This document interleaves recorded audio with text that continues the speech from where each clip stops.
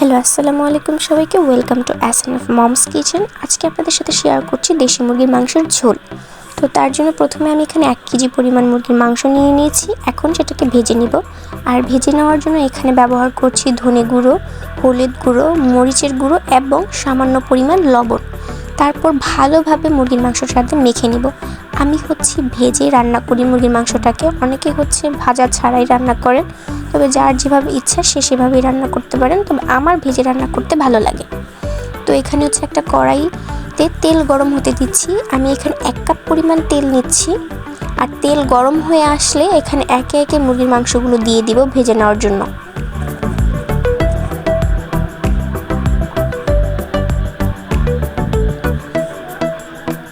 অনেকেই হয়তো ভাবতে পারেন মুরগির মাংসটাকে ভেজে নিলে হয়তো শক্ত হয়ে যাবে, কিন্তু না, মুরগির মাংসটাকে ভেজে নিলে মুরগির মাংসটা শক্ত হয়ে যাবে না। এটা অন্যরকম আলাদা একটা টেস্ট দিবে এবং একটা গন্ধ যে থাকে মুরগির মাংসে কাঁচা, সেই গন্ধটা চলে যাবে। আর মুরগির মাংসগুলো ভাজা হয়ে আসলে হালকা করে ভেজে নিয়েছি আমি, বেশি কড়া করে ভাজি না। আর সেই ভাজাটা হয়ে গেলে আমি একটা বাটিতে তুলে রাখছি।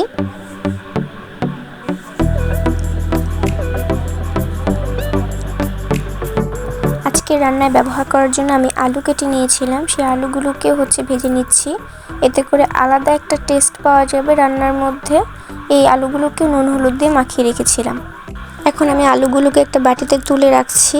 আমি দেখাচ্ছি এখানে কি কি উপকরণ লাগছে। এখানে পেঁয়াজ কুচি, আদা বাটা, রসুন বাটা, জিরার বাটা, হলুদের গুঁড়ো, ধনে গুঁড়ো, মরিচের গুঁড়ো, তেজপাতা, এলাচ, দারচিনি, গোলমরিচ সবগুলোই আছে এখানে।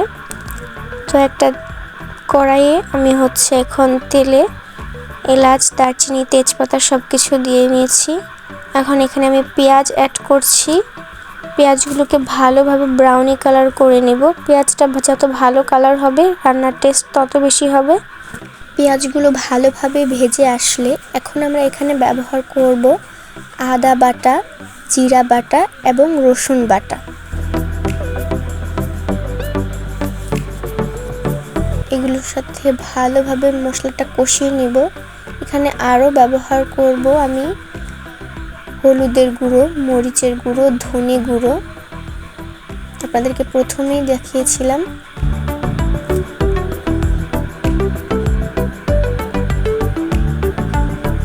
এগুলোকে ভালোভাবে নেড়ে চেড়ে মেখে নেব একসাথে মশলাটার সাথে।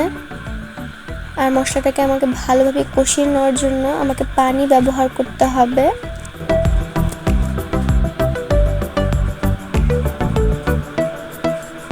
মশলাটা যত ভালোভাবে কষে আসবে রান্নার টেস্ট তত ভালো হবে।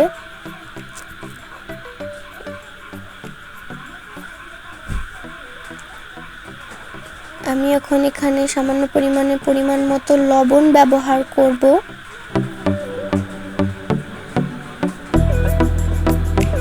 মশলাটাকে ভালোভাবে কষিয়ে নেওয়া হয়ে গেলে আমি যে ভেজে রেখেছিলাম সেই ভেজে রাখা মুরগির মাংসগুলো এখানে অ্যাড করে দেব।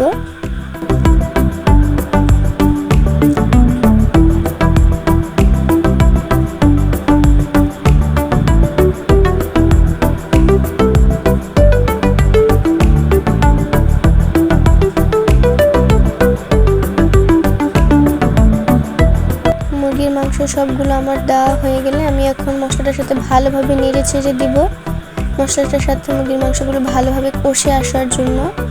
আর আমাকে মশলাগুলোর সাথে মুরগির মাংসগুলো ভালোভাবে কষিয়ে নিতে হবে।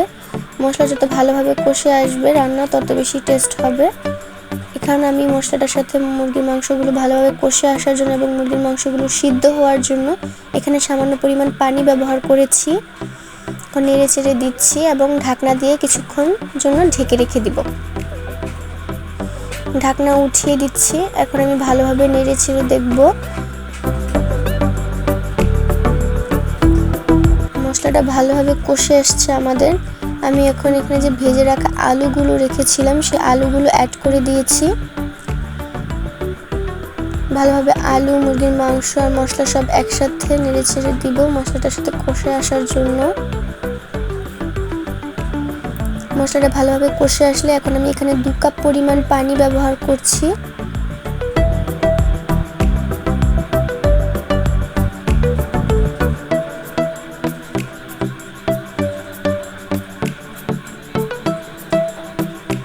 নেড়েচেড়ে দিচ্ছি ভালোভাবে।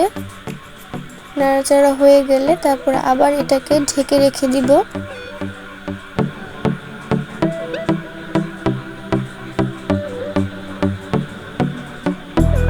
ঢাকনাটা আমি 20 মিনিটের মতো রেখেছিলাম।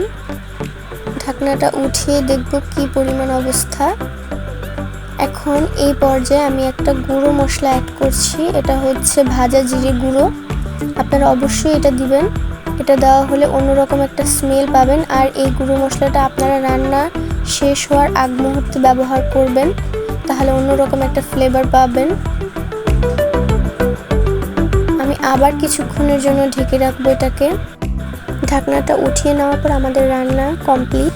আপনারা অবশ্যই বাসায় এই রান্নাটা একবার হলেও ট্রাই করবেন, আশা করি ভালো লাগবে সবার। আর আমাদের নেক্সট ভিডিও আসার জন্য সবাই অপেক্ষা করবেন, ততদিন আমাদের পাশে থাকবেন সবাই। ধন্যবাদ সবাইকে।